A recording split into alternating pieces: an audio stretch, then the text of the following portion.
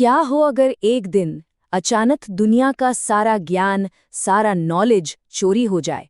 मतलब वो बुनियाद ही गायब हो जाए जिस पर सब कुछ टिका है। सही और गलत का फर्क, जीने का तरीका, सब कुछ। ये कहानी उसी महासंकट की है और उन दो अवतारों की जिन्होंने दुनिया को बचाया। और इस पूरी तबाही के पीछे था एक असुर। नाम था हयग्रीव। उसका मकसद बिल्कुल साफ था। ज्ञान ही असली ताकत है और वो ताकत सिर्फ उसकी होनी चाहिए। और बस यहीं से शुरू होती है अच्छाई और बुराई के बीच वो जंग जिसका हथियार था ज्ञान। तो चलिए कहानी में थोड़ा और गहरा उतरते हैं, देखते हैं कि ये सब शुरू कैसे हुआ। तो ये वेद आखिर हैं क्या चीज? देखिए, ये सिर्फ कुछ किताबें या ग्रंथ नहीं है। ये वो डिवाइन नॉलेज है, वो ब्लूप्रिंट है जिससे पूरी दुनिया, पूरा यूनिवर्स चलता है। ये ज्ञान विष्णु ने ब्रह्मा को दिया था ताकि दुनिया में एक बैलेंस, एक धर्म बना रहे। और अब यही ब्लूप्रिंट खतरे में था। तो यहाँ ना दो फिलॉसफीज का सीधा सीधा टकराव है। एक तरफ ज्ञान का मकसद है सबका भला करना, दुनिया को रोशनी दिखाना, और दूसरी तरफ है हयग्रीव की सोच कि ज्ञान एक हथियार है जिससे वो सब पर कंट्रोल कर सकता है, राज कर सकता है। तो समझ रहे हैं, ये सिर्फ कुछ किताबों की चोरी नहीं थी, ये तो पूरी कायनात के भविष्य पर हमला था। सवाल ये उठता है कि एक असुर में इतनी हिम्मत आई कहाँ से? वो इतना बेखौफ कैसे हो गया? तो चलिए देखते हैं कि हयग्रीव ने खुद को, जिसे कहते हैं ना इनविंसिबल, वो कैसे बनाया। इसका रास्ता था तपस्या, घनघोर कठोर तपस्या।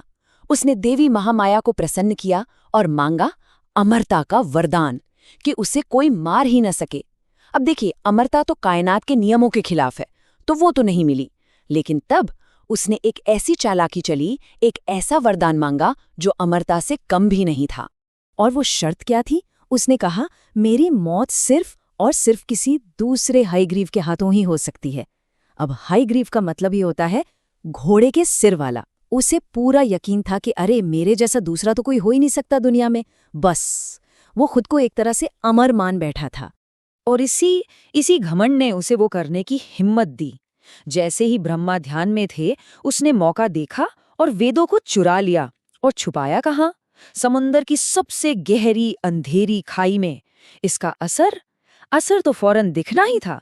धरती पर केओस फैल गया, अधर्म बढ़ गया, यज्ञ, प्रार्थनाएं सब बेअसर हो गईं। यूनिवर्स का पूरा बैलेंस डावाडोल हो गया। जब लग रहा था कि अब सब खत्म, सब कुछ अंधेरे में डूब जाएगा, तभी उम्मीद की एक बहुत छोटी सी किरण दिखाई दी। और वो भी एक बहुत ही अनएक्सपेक्टेड तरीके से। अच्छा, यहाँ अवतार का कॉन्सेप्ट समझना जरूरी है। जब जब धरती पर धर्म पर बहुत बड़ा संकट आता है, तब विष्णु खुद किसी न किसी रूप में धरती पर आते हैं ताकि बैलेंस को ठीक किया जा सके। और इस बार उनका अवतार किसी ने सोचा भी नहीं था कि ऐसा भी हो सकता है।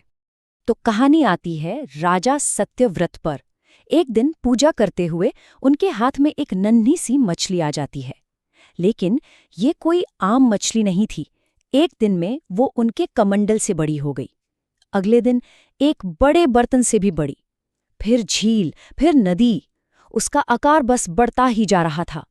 राजा सत्यव्रत तो समझ गए कि ये कोई मामूली जीव नहीं, ये साक्षात कोई दैवीय शक्ति है। आखिरकार जब राजा उसे समंदर में छोड़ने गए, तब उस विशाल मछली ने अपना असली रूप दिखाया और कहा, मैं विष्णु हूँ, मैं मत्स्य अवतार हूँ। आज से 7 दिन बाद एक भयानक बाढ़ पूरी दुनिया को निगल लेगी। लेकिन घबराना नहीं, ये अंत नहीं है, ये एक नई शुरुआत है। तो इस प्रलय से बचकर एक नई दुनिया बनाने का प्लान क्या था? विष्णु ने राजा सत्यव्रत को एक विशाल नाव बनाने को कहा और उस नाव पर 7 महान ऋषियों यानी सप्तर्षियों को लाने को कहा। साथ ही दुनिया के हर पेड़ पौधे के बीज, हर जड़ी बूटी और हर जीव जंतु का एक जोड़ा, सब कुछ इकट्ठा करने को कहा। ये एक तरह से आने वाली दुनिया के लिए जिंदगी का एक डिवाइन बैकअप तैयार किया जा रहा था। ठीक है, दुनिया को बचाने का प्लान तो बन गया, लेकिन उस असुर हयग्रीव का क्या? उसे मारने के लिए तो एक दूसरा हयग्रीव चाहिए था। वो कहाँ से आएगा? बस यहीं से कहानी एक ऐसा मोड़ लेती है जो दिमाग घुमा देता है। एक दूसरी कहानी के मुताबिक देव और असुरों के बीच हजारों साल एक युद्ध चला। जब युद्ध खत्म हुआ तो विष्णु इतने थक चुके थे कि वो अपने शक्तिशाली धनुष पर ही सिर रखकर गहरी नींद में सो गए। अब सारे देवता बड़ी मुसीबत में पड़ गए। धनुष की डोरी पूरी तरह से तनी हुई थी। अगर वो अचानक टूट जाती तो उसकी आवाज से ही प्रलय आ सकता था, और विष्णु को जगाने की हिम्मत किसी में थी नहीं। तब ब्रह्मा ने एक उपाय सुझाया। उन्होंने दीमको से कहा कि वो धीरे धीरे, बहुत धीरे धीरे उस डोरी को कुतरें।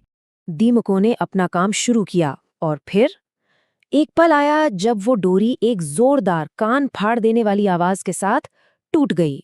धनुष का झटका इतना ज्यादा जोरदार था कि भगवान विष्णु का सिर उनके धड़ से अलग होकर दूर जा गिरा। सारे देवता सन्न रह गए। उन्हें लगा कि उनसे एक बहुत बहुत बड़ी भूल हो गई है। लेकिन ये कोई भूल नहीं थी, ये तो खुद विष्णु की ही एक लीला थी। तभी आकाशवाणी हुई, असुर हयग्रीव को हराने के लिए मुझे ही हयग्रीव बनना था।